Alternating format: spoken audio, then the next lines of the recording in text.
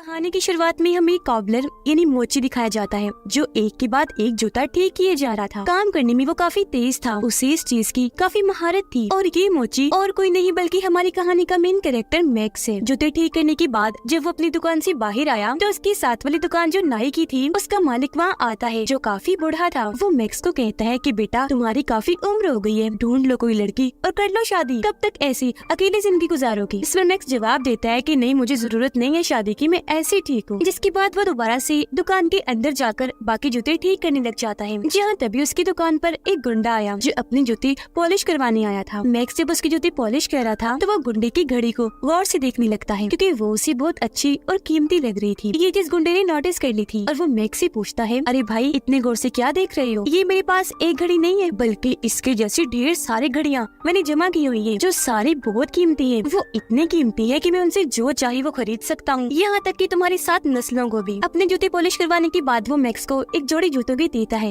ये कहते हुए कि ये फट गए हैं, इन्हें सिलाई कर दो, मुझे शाम तक चाहिए क्योंकि मैंने इन्हें पहनकर एक पार्टी में जाना है। अब जब मैक्स उसके जूते ठीक कर रहा था तो अचानक उसकी मशीन में चिंगारियां उठने लगी जिससे मशीन में खराबी हो गई और वो बंद हो गई। इस वजह से मैक्स मैकेनिक को कॉल करता है और उसे कहता है कि मुझे अपनी मशीन अर्जेंट ठीक करवानी है। इस पर मैकेनिक ये कहकर मना कर देता है कि भाई देखो 2-3 दिन तक मैं बहुत मसरूफ हूँ तो इतनी जल्दी तुम्हारी मशीन ठीक नहीं कर सकता। जो सुनकर मैक्स परेशान हो गया क्योंकि उसे कैसे भी करके शाम तक गुंडे के जूते ठीक करके देने थे। तभी उसे याद आया कि बेसमेंट में भी हमारी एक काफी पुरानी मशीन पड़ी है जिसे पहले मेरे डैड इस्तेमाल करते थे, उनसे पहले दादा और फिर उनसे पहले परदादा, यानी वो खानदानी मशीन थी। अब उस मशीन पर जाकर मैक्स गुंडे के जूते आराम आराम से ठीक करने लगता है और वो जूते ठीक करने में कामयाब रहता है। जिसके बाद वो रात भर गुंडे के आने का इंतजार करने लगा, पर जब वो नहीं आया तो मैक्स जूतों का नंबर देखता है जो 10:30 था। वो सोचता है ये तो मेरा ही नंबर है, चलो पहन के देखता हूँ। अब जैसे उसने जूते पहने हैरत वो ही गुंडे का रूप ले लेता है। जब उसने शीशे में देखा कि मैं गुंडा बन गया हूँ उसे झटका लगा। अब वो जैसे जूते उतारता है दोबारा से अपने रूप में वापिस आ जाता है। फिर वो जाकर दुकान बंद करता है। वापिस आकर उसने दोबारा जैसे जूते पहने वो फिर से गुंडा बन जाता है। चौंक कर एक जगह पर बैठ गया। उसे कुछ समझ नहीं आ रही थी कि आखिर ये मेरे साथ हो क्या रहा है। वो 10:30 नंबर के और जूते ढूंढता है जो उसे मिल भी जाते हैं, लेकिन जब उसने पहने तो उसका रूप नहीं बदला। अब की बार वो हैरान रह गया ये सोचकर कि ये क्या हुआ, अब मैंने ऐसा क्या कर दिया जो ये जूते पहने से भी मेरा भेस नहीं बदला। उसने जब जहन पर जोर डाला तो उसे याद आया, ओह हाँ, मैंने गुंडे के जूते अपनी मशीन से नहीं बल्कि उस पुरानी मशीन से सिलाई किए थे, तो शायद उसमें ही कोई जादू है। इसीलिए अब वो किसी और के जूते उसी मशीन से ठीक करता है। टांके लगाकर उसने जैसे जूते पहने वो अब सच में जूतों के मालिक का भेस ले लेता है। जिसके बाद वो कई सारे जूतों को टांके लगाकर उन्हें पहन पहन कर देखता है क्योंकि जब भी उसका रूप बदलता था उसे बहुत मजा आ रहा था। ऐसा लग रहा था जैसे किसी छोटे बच्चे के हाथ में कोई अनोखा खिलौना लग गया हो। वो गलती से एक बूढ़े आदमी के जूते पहन लेता है जिसका चेहरा जख्मी डरावना था। ये रूप लेकर वो जैसे शीशे में देखता है डर की वजह से उसकी तो हालत ही खराब हो जाती है। अब ना जाने उसके दिमाग में क्या आता है, वो एक लड़की की हाई हील्स वाला जूता उठा लेता है, उन्हें टांके लगाकर जब पहनता है तो वो उसी औरत का रूप ले लेता है जो औरत जवान नहीं थी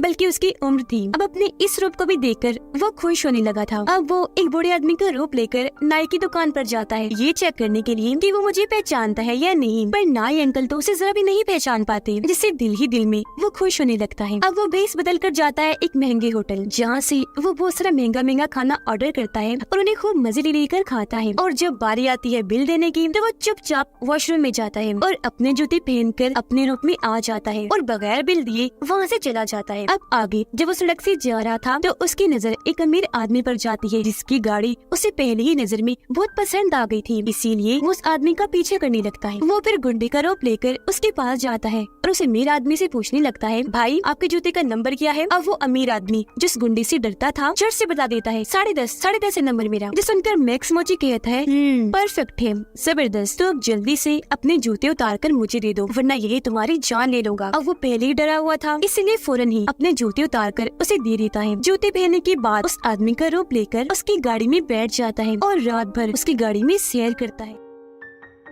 मस्ती से गाड़ी चलाता है क्योंकि उसे बहुत मजा आ रहा था। इस वजह से भी वो खुश था क्योंकि अब से पहले वो तो बस आम लोगों के जूते ही पहन चुका था। आगे वो अपने घर जाता है जहाँ हम उसकी बूढ़ी माँ को देखते हैं जिनसे वो बहुत प्यार करता था, पर आजकल बेचारी बहुत बीमार रहने लगी थी, बिस्तर पर ही पड़ी रहती है। वो अपनी मोम से पूछता है कि माँ अगर जिंदगी में आपको किसी जैसा बनने का मौका मिलता तो आप क्या बनती। इस पर उसकी मोम जवाब देती है, कुछ भी नहीं बेटा, मैं तुम्हारी माँ बनकर ही खुश हूँ, लेकिन अगर ऐसा मुमकिन होता तो मैं आखिरी बार तुम्हारी डैड की शादी न करना पसंद करती, लेकिन क्योंकि तुम्हारे डैड तो मर चुके हैं तो ये चीज तो मुमकिन ही नहीं। अगले दिन मैक्स जो अपनी दुकान पर था तो एक बहुत ही खूबसूरत लड़की उसकी दुकान पर आती है अपने दोस्त के जूते ठीक करवाने के लिए। मैक्स उसे देखता ही रह गया, फिर कहता है मैम आप बिल्कुल भी परेशान मत होइए, मैं इन जूतों को एकदम फिट करके रख दूंगा, वो भी बहुत थोड़े ही टाइम में। फिर शाम को लड़की की दोस्त की जूती ठीक करके वो उन्हें खुद ही पहन लेता है और उसके दोस्त का रूप लेकर लड़की के घर पहुंच जाता है जहाँ वो वॉशरूम में नहा रही थी। तो वो भी अंदर घुस जाता है। अब तभी मैक्स को याद आता है कि अगर ये जूता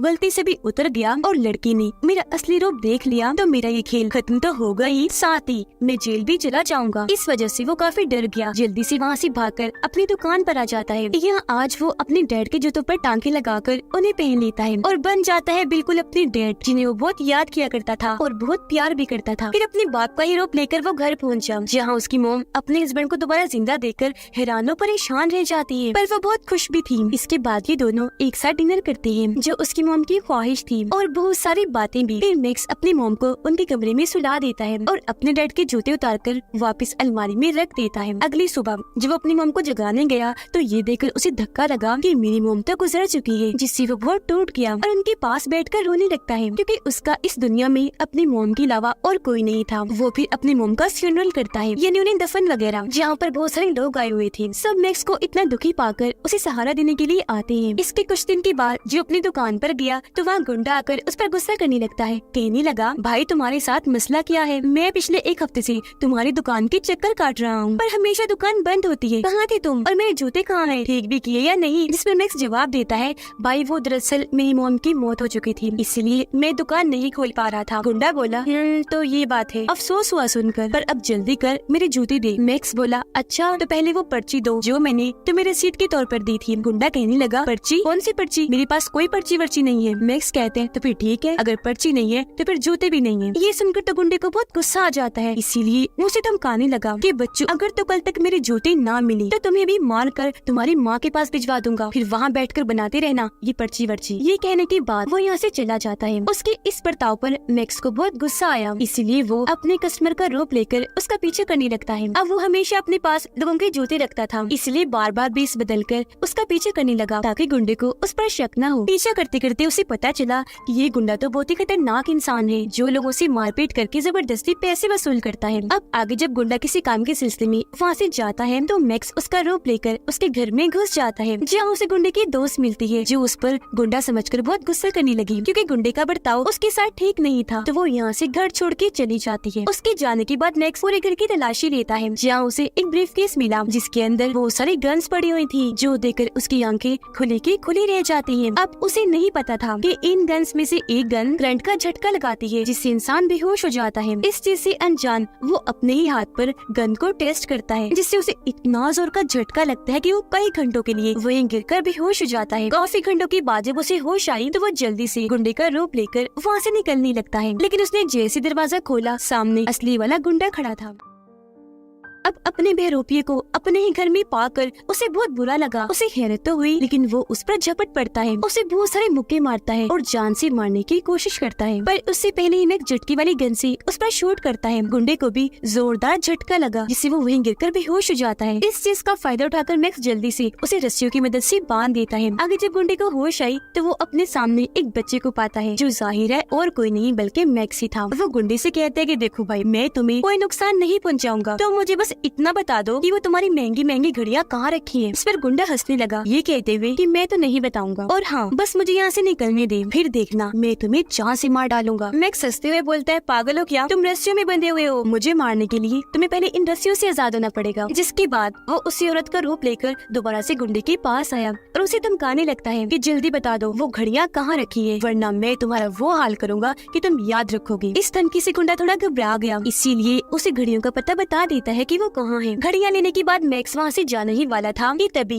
वो दरवाजे के सुराग से देखता है कि बाहर भी दो लड़के खड़े हैं जो गुंडे ही लग रहे हैं, इसीलिए वो वापस गुंडे के पास आकर पूछता है ये दोनों कौन है। इस पर गुंडा जवाब देता है कि ये दोनों मेरे ही लड़के हैं जो मेरे एक इशारे पर किसी को भी कहीं भी मार सकते हैं। इस पर गुस्से में मैक्स उससे पूछता है कि बकवास बंद करो, अपनी तारीफें करना बंद करो, बताओ कि ये यहाँ क्या करने आई है। गुंडा जवाब देता है वो दरअसल हमें किसी को मारने का कॉन्ट्रैक्ट मिला है तो उसके एडवांस पैसे लेने हमने जाना है, तो ये लोग बस मुझे लेने ही आए हैं। हैरान होते हुए मैक्स पूछता है, पैसे? कितने एडवांस पैसे? गुंडे ने जवाब दिया, $50,000। अब इतने सारे पैसों का सुनकर मैक्स तो खुशी से झूम उठता है। उसकी तो जैसे लॉटरी ही लग गई थी, क्योंकि इतनी बड़ी रकम उसने आज से पहले कभी देखी भी नहीं थी। इसीलिए वो झटकी वाली गन से दोबारा से गुंडे को बेहोश करता है और उसका रोप लेकर उन लोगों के साथ चला जाता है एडवांस पैसे लेने के लिए। वो उसे इस शहर की सबसे अमीर शख्स के घर ले जाते हैं, जहाँ उसकी मुलाकात एक औरत से होती है जिसका नाम ग्रीन बेल्ट था। वो उसे $50,000 देकर कहती है, ये लो एडवांस पेमेंट, बाकी काम होने के बाद अगर कोई गड़बड़ ना हुई तो। ये पैसे लेने के बाद वो औरत का रोप लेकर दोबारा से गुंडे के घर जाता है घड़ियां लेने के लिए। पर जब वो घर आया तब तक गुंडा खुद को रस्सियों से छुड़वा लेता है। अब इसने जैसे दरवाजा खोला वो इस पर गन तान के खड़ा हो जाता है, फिर इस पर झपट कर जमीन पर गिराकर मारने की कोशिश करने लगता है। इस दौरान मैक्स खुद को बचाने के लिए बार बार अपने पैर जमीन पर पटक रहा था, जिससे उसका एक जूता निकल गया और बस ऐसा होते ही वो अपने असली रूप में आ जाता है। इसे देखकर गुंडा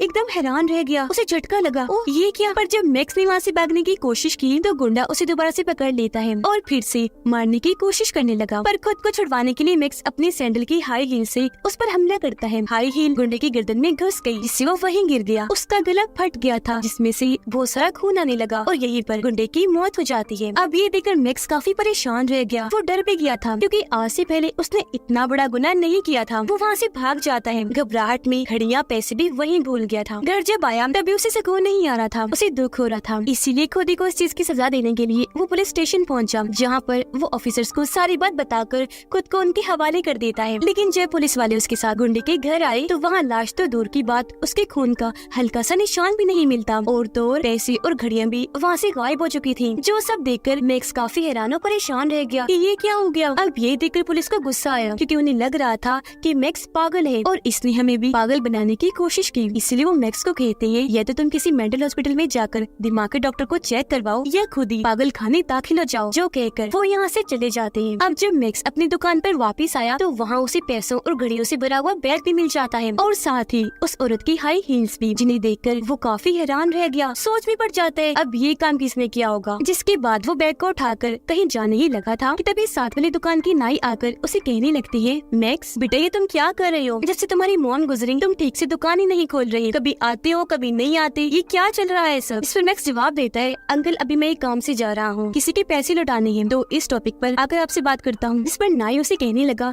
कि बेटा जो पैसे तुम्हारे पास है इन्हें तुम अपने ऊपर खर्च करो, इतना भला बनने की जरूरत नहीं है।